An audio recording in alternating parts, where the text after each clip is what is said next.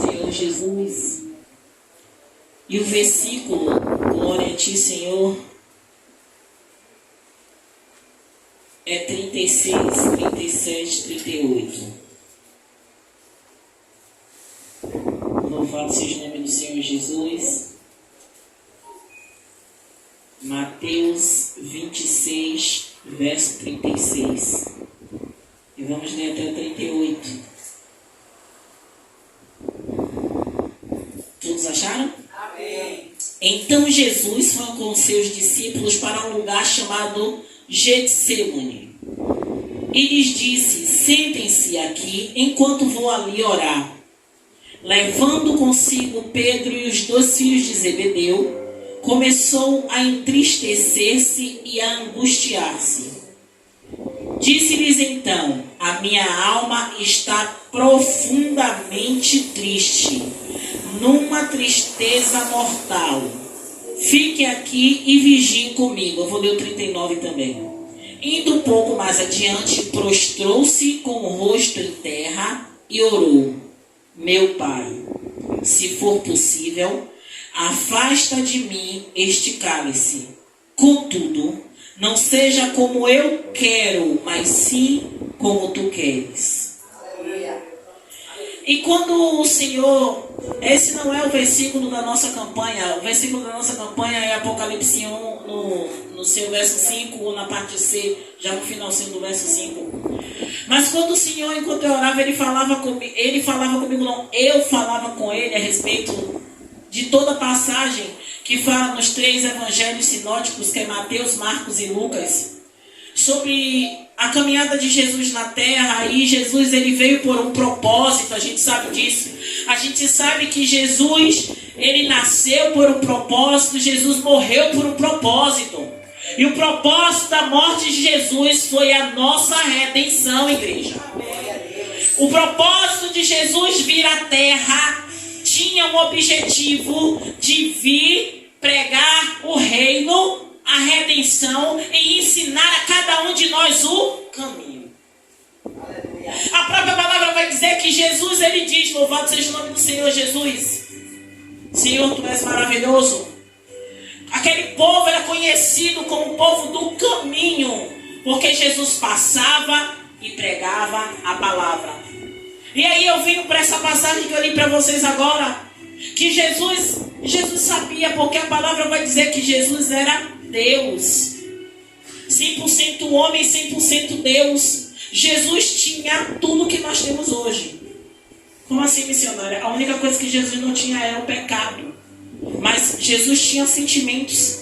Jesus agia como homem.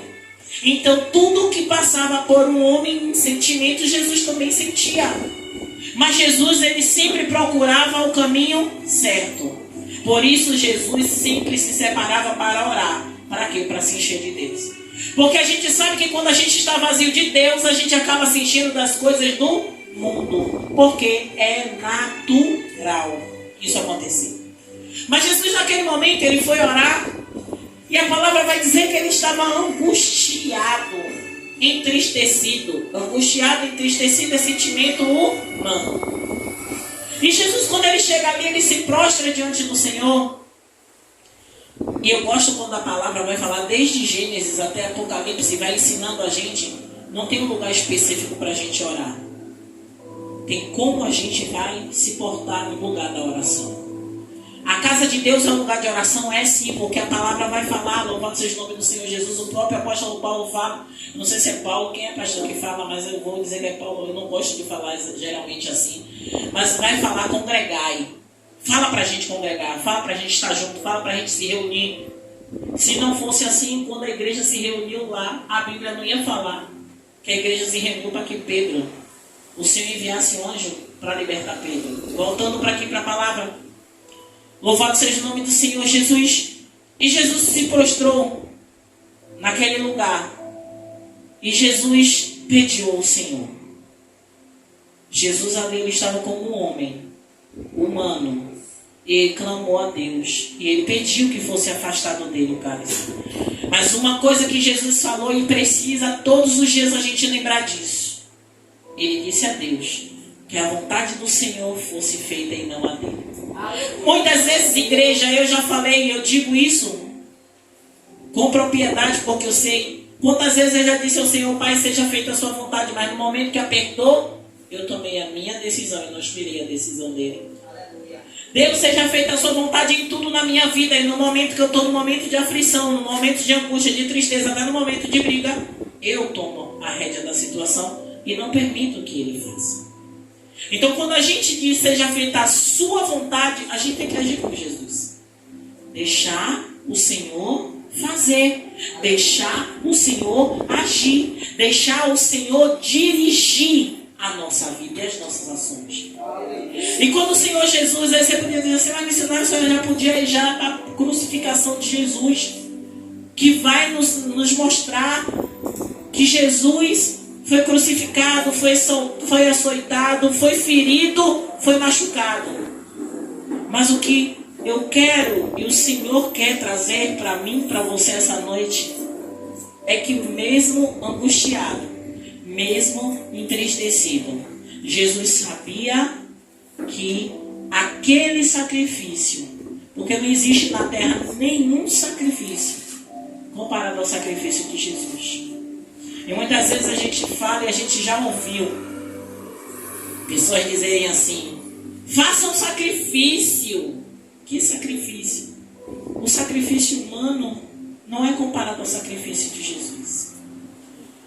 E essa campanha, há poder no sangue de Jesus, ou o sangue de Jesus tem poder, não importa a ordem.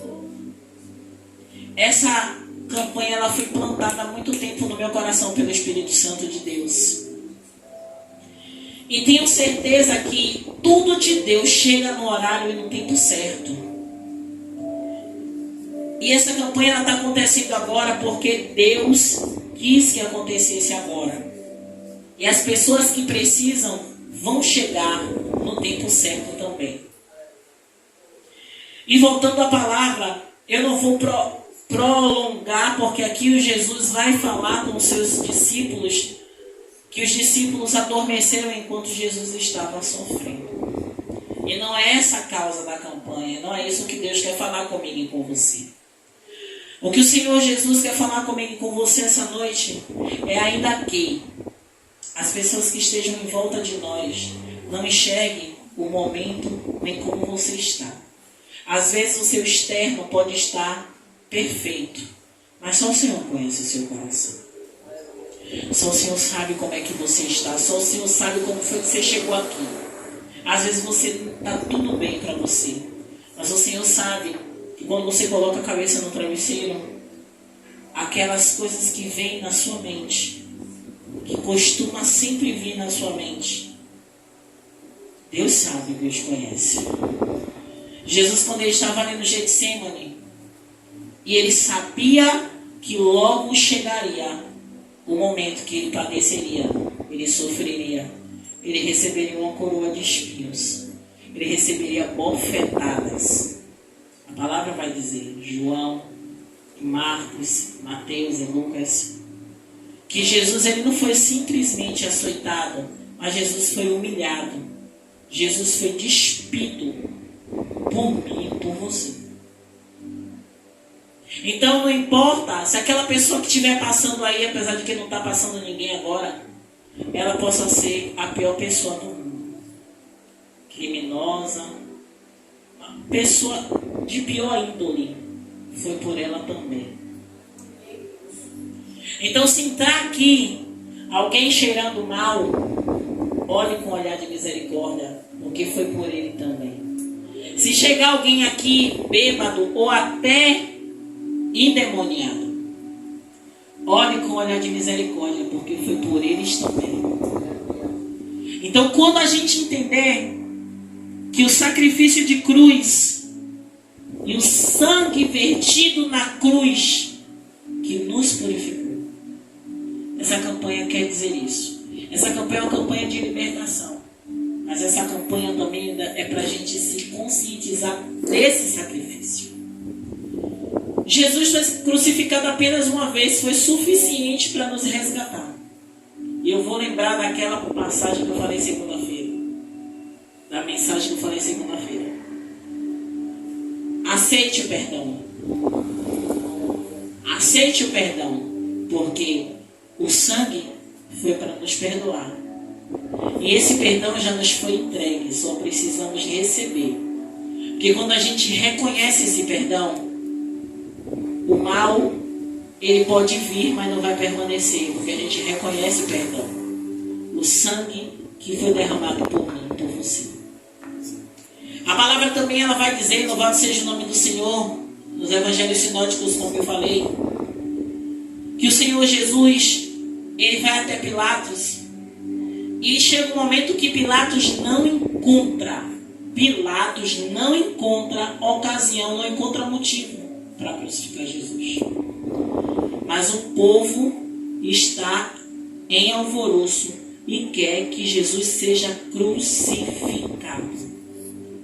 Jesus, ao contrário de nós, muitas vezes, e por que Jesus já está falando comigo? Mas não é como eu estou falando com vocês não, viu, igreja? É que algumas pessoas entendem como é que eu falo, como é que Jesus fala.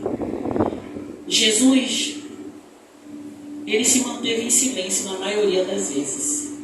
E sabe o que Jesus está dizendo para mim e para você? Para mim também e para vocês? Mantenha-se em silêncio. Porque Jesus tinha como se defender, mas ele preferiu não. Jesus sabia que havia um propósito e por isso ele tinha que se manter em silêncio. E muitas vezes existem propósitos na minha e na sua vida que é necessário um silêncio. Para que esse propósito se cumpra em nossas vidas. E muitas vezes a gente abre a nossa boca e não é nem para falar mal, mas simplesmente a gente passa adiante da decisão de Deus e não é nem para responder, porque muitas vezes a gente só fala assim, ó, é um exemplo, viu, pelo amor de Deus, que a gente vai falar mas era para a gente fazer em silêncio. E no tempo de Deus a gente fala B. Vocês estão entendendo? Existem decisões que ainda não é o tempo de acontecer. Mas a gente quer porque a gente tem pressa. Eu não sei com quem Deus está falando, mas Deus sabe. Glória a Deus. Então, se Deus disser para fazer silêncio, é até na resposta.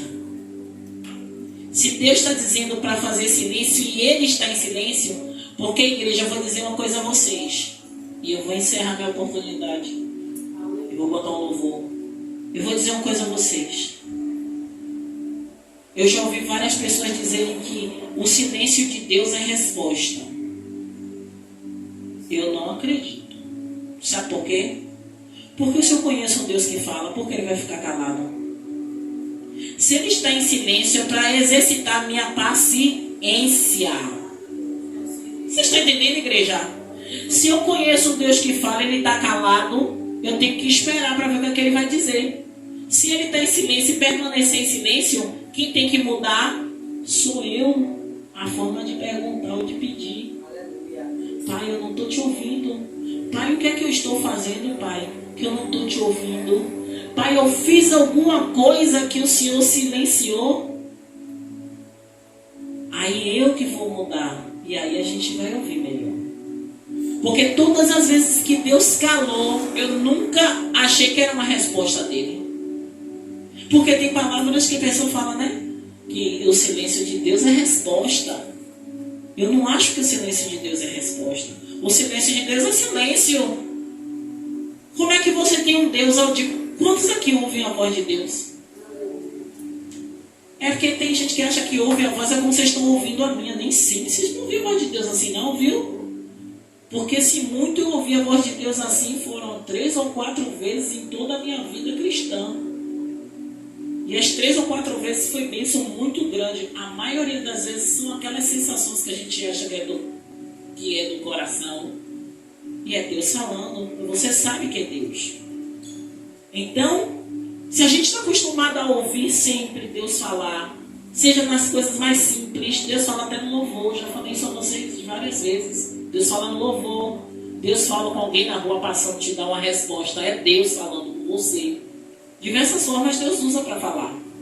Então, se eu estou acostumado a ouvir Deus falar comigo e Deus silencia, sou eu que tenho que procurar entender, porque Ele não está me respondendo nada, Ele está em silêncio. Se Ele está em silêncio, eu tenho que esperar. E é isso que Deus está falando para mim, para você hoje. Glória a Deus. Deus podia ou não podia responder a Jesus? Podia. Ele podia dizer assim, meu filho, continue, porque há um propósito. Mas Jesus sabia quem era Deus. Jesus sabia quem era o Pai. Então, nessa noite, se eu e você estamos falantes demais, vamos silenciar para ouvi-lo. Se ele não está falando, vamos conversar com ele, porque intimidade para isso a gente tem. Pai, por favor, eu não estou ouvindo. Pai, já tem tempo que eu não te ouço. O que está acontecendo porque eu não estou te ouvindo? Então, entenda, há silêncio que é necessário para que Deus faça acontecer. Amém, igreja? Glória a Deus. Aleluia. Ó, o pregador da noite já chegou.